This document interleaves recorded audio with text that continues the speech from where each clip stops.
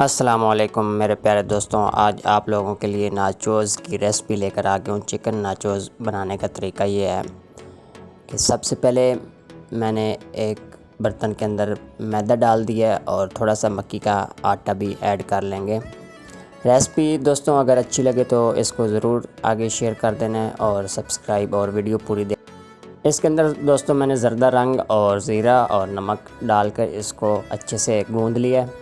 थोड़ा सख्त गूँधना है, ज़्यादा पतला नहीं गूँधना है। इसकी रोटियां मैंने बना ली हैं। रोटियां बनाने के बाद इसको मैंने 4 पीस के अंदर काट लिया है। गरम ऑयल के अंदर इसका पापड़ बना लेंगे। बहुत सख्त किस्म का जो पापड़ होता है उस तरह का आपने पापड़ बना लेना है, बिल्कुल नरम नहीं होना चाहिए।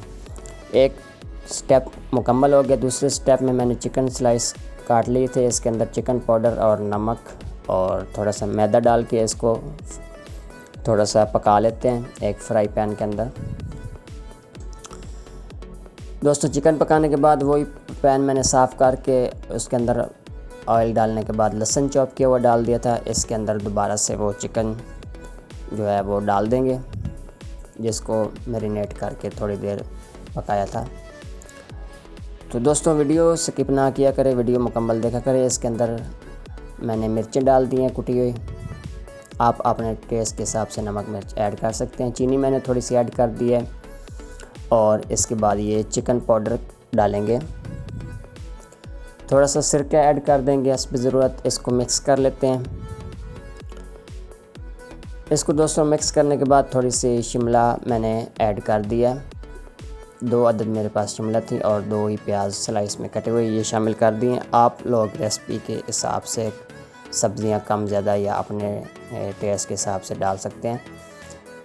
तो इसके बाद इसके अंदर केचप जो है टमाटो वो डाल देंगे हस्ब ज़रूरत और चिली गार्लिक जो सॉस होती है वो भी डाल देंगे।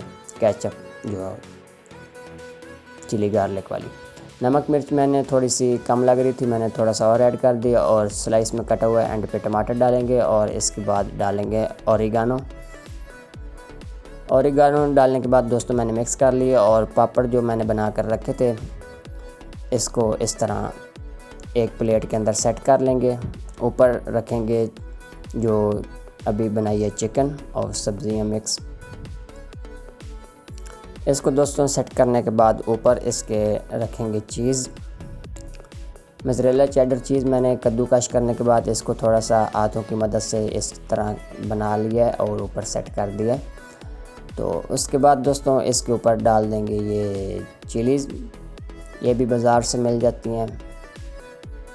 तो इसको रख देंगे दोस्तों 15 से 12 मिनट के लिए तकरीबन ओवन में बेक होने के लिए। बेक होने के बाद कुछ इस तरह की ये शेप आ जाएगी।